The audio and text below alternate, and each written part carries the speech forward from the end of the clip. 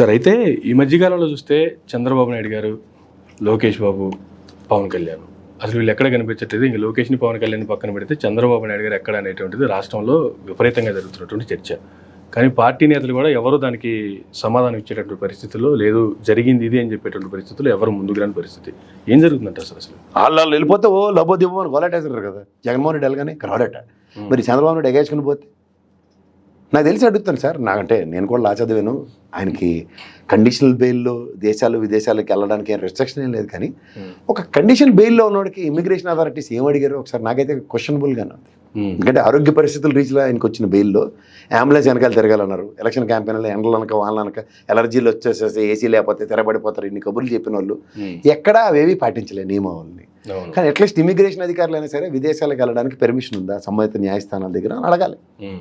ఎందుకంటే మన వరకు లేనిది ఆయనకు అతీత శక్తుల్లో వాళ్ళ వ్యవస్థల త్రూగా మేనేజ్మెంట్ షో నడుస్తుంటే ఇది నాకు చాలా ఆశ్చర్యానికి గురి చేస్తుంది. మీకు ఒక చిన్న ఇన్సిడెంట్ చెప్తా.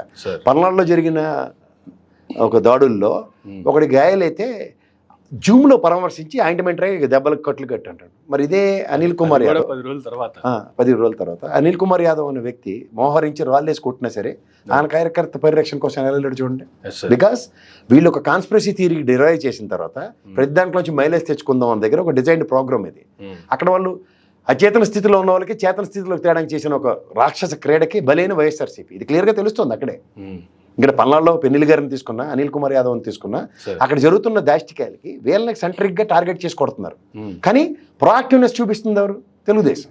ఇప్పుడు నేను తాడిపత్రి పులివర్తి నాయనది కూడా చెప్పింది ఏంటంటే బండి కొనిచ్చామని ప్రొవోకింగ్ యాటిట్యూడ్లో ఉన్నాడు. ఇదే వేమూరు కోశాక అది లేదు. సో ఇక్కడ చంద్రబాబు నాయుడు పరామర్శలు అందొకటి, దేశాలు వదిలిసి పారిపోయిన దానికి వీళ్ళకైతే ఒక డిస్క్రిప్షన్ అంట. అదే వంశీకి జగన్మోహన్ రెడ్డి గారు వెళ్ళి సరకాలంటే పారిపోయారట. ఏంది ఇది? ఇది ఎక్కడ విడ్డూరం? ఇది ఎలా ఉంటుందంటారంటే ప్రజాస్వామ్యంలో వీళ్ళు చేసినవే రైట్. ఒకడు పచ్చలోడు, ఒక కృష్ణాలుడు, ఆ పౌడర్ డబ్బాడును, ఆ పెట్రోల్ బంక్ కూడా రాసి వార్తలు చెప్పే నిజాలు అవే నిజాల కింద భ్రమించే కార్యక్రమాలకు తెరలేపారు. సో వీటి నుంచి మనం ఎప్పుడైనా సరే మనం వాస్తవాలు మాట్లాడితే మన నచ్చరాలకి. కానీ ఈ విషయానికి వచ్చేటప్పటికి వాళ్ళు కూడా ఏం చెప్పలేని పరిస్థితి. చెప్పరాలు వాళ్ళు ఎప్పుడైనా ఎవరు ఏమి చెప్పరు. అసలు పొత్తులు దేనికి కట్టారు వాళ్ళ దగ్గర ఎవరి దగ్గర తెలుగుదేశం వాడు నెక్కచ్చాను అడగండి, అది సమాధానం చెప్పడు. కానీ మా ఊరిలో అందరినీ మాత్రం తిడుతుంటాడు, నీకెందుకని. ఒరిజినల్ ఎబిలిటీస్ మీద పనిచేయండి రా అంటే చేయరు. సో ఇవన్నీ గమనిస్తున్నారు సార్, ప్రజలు గమనించారు. అంచేత వీటిలన్నిటికీ శాశ్వత పరిష్కారం శాశ్వతంగానే ఇస్తారు. ఒక ఓటమితో మొదలైన ప్రస్థానం చంద్రబాబు నాయుడు గారికి ఓటమితోనే ముగించిపోతుంది. అక్కడ కుప్పంలో కూడా కొంప ముంచుకున్నారు. 23,400 ఓట్లట క్రాస్ ఓటింగ్. ఎంపీకి వెలిసింది ఎమ్మెల్యేకి, ఎంఏకి వెలిసింది ఎంపీకి వేసారు. చాలు కదా, అంతే కదా. అంతే. కానీ ఇంత జరుగుతున్న ఎలక్షన్ అయిపోగానే విదేశాలకు వెళ్ళిపోవడం కావచ్చు, ఊరికే ఎగేసుకుని ప్రెస్ మీట్లు పెట్టేస్తారు కదా చంద్రబాబు నాయుడు. ఎందుకు పెట్టలే ఇవ్వాలి? భయంతో కూడిన పెరిగితాను. ఎత్తిపోయిన వ్యాపారం అంతరాత్మ ఘోషిస్తూ ఉంటుంది ఎవరికైనా సరే. పైకి ఏదో నాటకాలు ఎన్డీఏ అని చెత్త బజార్ను ఓపెన్ చేసినంత మాత్రం నిజాలు అబద్ధాలు అవ్వవు కదా, అబద్ధాలు నిజం కావు కదా. Then was pretty well. కానీ ఎక్కడికి వెళ్తున్నా, ఎక్కడి నుంచి మళ్ళీ రిటర్న్ వచ్చినా, రీసెంట్గా వారణాసి వెళ్ళి వచ్చిన తర్వాత కూడా చూసాము బేగంపేట ఎయిర్పోర్ట్లో ఏదో ఓటింగ్లో అప్పుడే గెలిచి రిటర్న్ వచ్చినట్టుగా రిసీవ్ చేసుకున్నారు. కానీ ఇప్పుడు వెళ్తుంటే మాత్రం అంత సీక్రెట్గా ఎవరికి తెలియకుండా సైలెంట్గా వెళ్ళిపోవాల్సినంత అవసరం వచ్చిందంట సార్. చెప్పే కదా, కేసు ఉంది కదా, ఇమిగ్రేషన్ అథారిటీస్ ఎవడో డ్యూటీలో ఉంటాడు, నువ్వు వెళ్ళిపోరు బాబు పర్లేదు అని ఉంటాడు. అలాగే ఉంటుంది. వాళ్ళైతే వస్తారు, వీళ్ళైతే రారట, వీళ్ళైతే వస్తారు, వాళ్ళైతే రారట. అలాగే వాళ్ళ ఇష్టం. ఈ టాగుని తనకు అర్థం ఉండదు కదా. ఆ తప్పిల్లగల నలుగురు కూర్చుని జగన్మోహన్ రెడ్డి చెప్పిన దుష్టచతుష్టం చేసిన దరిద్రమే ఇది, అంతకన్నా ఇంకెళ్ళలేదు.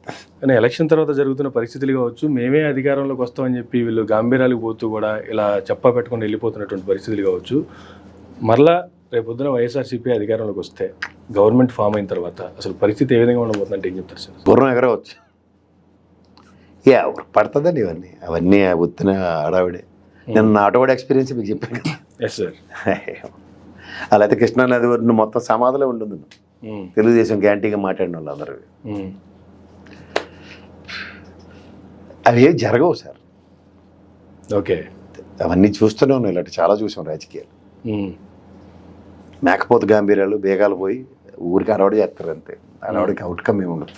ఫైనల్గా చూసుకుంటే ఎలక్షన్లో కౌంటింగ్ లోపైన మళ్ళీ రిటర్న్ వచ్చే అవకాశం ఉందంటారా, లేదు ఏదో ఒకటి తెలిసిన తర్వాతే మళ్ళీ బ్యాక్ అంటారా? ఎట్లా చూడాలి? ఎందుకు సార్ వేస్తారు, వచ్చి చూస్తారు ఇక్కడి నుంచి.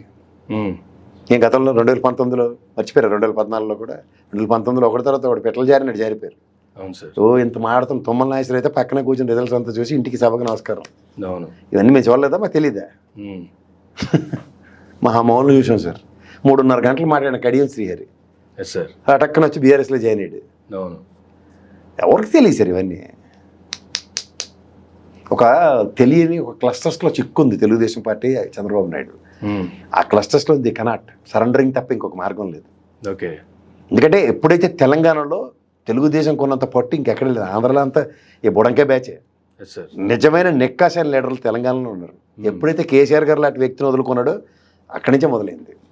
అహంకారంతో ఎప్పుడైనా కొన్ని పనులు చేస్తే ఎలక్షన్ గెలిచిన ఉత్సాహంలో ఎవరు వెనకాతల ఎవరు ముందు అన్నది ఎప్పుడైతే మర్చిపోతావో దాని పర్యవసనాలు చాలా తీవ్రంగా ఉంటాయి. ఓకే.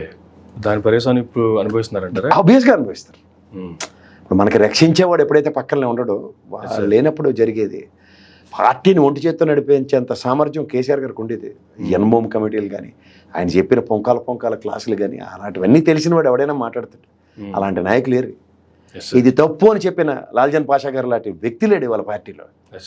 ఏదేవతే అని ఇది చేసిన తప్పు అని కూర్చున్నాడు పేక మీద. అలా చెప్పి నాదులు లేడు ఎవరు. అలాంటప్పుడు రీప్లేస్మెంట్స్ లేనప్పుడు ఏమవుతుంది? తప్పించుకున్నవాడు ధన్యుడు సుమతి అన్న వాళ్ళు పెట్టుకుని పార్టీ నడిపించేద్దాం, ముందుకు వెళ్ళిపోదాం అని ఏదో ఓవర్ యాక్షన్లు చేసేస్తాడు. ఇంకా మనం వాడు సుపుత్ర అని చూసుకున్నప్పుడు సుపుత్ర కొంపపేకర్ అనే బ్యాచ్ వాడు వస్తే ఏమవుతుంది? చంద్రబాబు నాయుడు లాంటి వ్యక్తికి ఎప్పుడైనా సరే ఒక రైట్ హ్యాండ్ ఒక లెఫ్ట్ హ్యాండ్ అన్నవి చాలా ఇంపార్టెంట్. కర్రనాయుడు గారు లాంటి వ్యక్తి చనిపోయిన తర్వాత ఉత్తరాంధ్రలో ఇంకొక రీప్లేస్మెంట్ లేదు. అవును. అలా మీరు లాల్జన్ భాషా గారు చూస్తే పల్నాడు రీప్లేస్మెంట్ లేదు. కోడెల గారు లాంటి వ్యక్తులను కోల్పోయిన తర్వాత రీప్లేస్మెంట్స్ ఏవండి? గణపతిని ఇలాంటి వాళ్ళు ఏ అవకాశం వాళ్ళ ఇంట్లో వాళ్ళు సేమ్ ఫ్యాక్షన్ తగులు పార్టీ వాళ్ళ మీద తగులు అడుగునే కాలక్షేపాలు చేసి మీ యోధులు అంటే ముఖ్యంగా రాయలసీమ ఏది 30-35% ఓటు బ్యాంక్. ఎన్నోసార్లు చెప్తున్నా దానికి ఎక్కువ చేసుకోవడానికి ఆల్టర్నేటివ్స్ ఏవి? అక్కడ సతీష్ రెడ్డి గారు లాంటి వ్యక్తిని కూడా కోల్పోయాడు. వైసీపీలో జాయిన్ అవుతున్నారు. ఎంత మనిషి అండి ఆయన? తండ్రి కొడుకులు ఇద్దరితో కూడా పోరాటం చేసిన వాడిని పరిరక్షించుకోలేకపోతే అంతే కదా, ఏం చేస్తున్నారు? అందుకే సామెత వచ్చండి, ముందు వచ్చిన తోక్కన్నా వెనకొచ్చిన కొమ్ములు వాడి అని. అదే జరుగుతుంది తెలుగుదేశంలో. నిజంగా నెక్కాచిగా పనిచేసిన ఎవరికి గుర్తింపులు ఉండవు. ఓకే. ఈ భోగోనిగాలకి 4 డబ్బులతో అడవాళ్ళు చేసి చెట్టు పేరు అమ్ముకుని కాయలు నమ్ముకుని వాళ్ళందరినీ నెత్తికేసుకుంటే ఇలాగే ఉంటాయి. ఇప్పుడు చూడు సోమిరెడ్డి లెట్టుడు ఆ రక్షణ ఆయన చూసుకున్నాడు, హ్యాపీగా వాళ్ళ టికెట్ కూడా తెచ్చుకున్నాడు. అదే దేవినేనమ్మ. ఈయన వల్ల ఆయనకి సస్టైనిటీ తెలుసా మీకు? ఓడిపోయాడని చెప్పి కన్సిడరేషన్తో ఎమ్మెల్సీ ఇప్పించి మినిస్ట్రీ ఇప్పించింది అంతా దేవినేనమ్మ. ఇవాళ దేవినేని ఉమాకే టికెట్ లేకపోతే మాట్లాడి ఓడేలేడు. ఎవరు మాట్లాడాలి? అరే నేను చెప్తే కుర్చేసి కూర్చున్నాడు ఆ పోలవరంలో నియోజకవర్గానికి వదిలి దోపిడీ అంత కృష్ణప్రసాద్ అటువంటి చేస్తే ఇవాళ ఆయనే తెచ్చి నెత్తికెత్తుకుని ఈ గాలికి వదిలేస్తే ఇవా డబుల్ స్టాండర్డ్స్.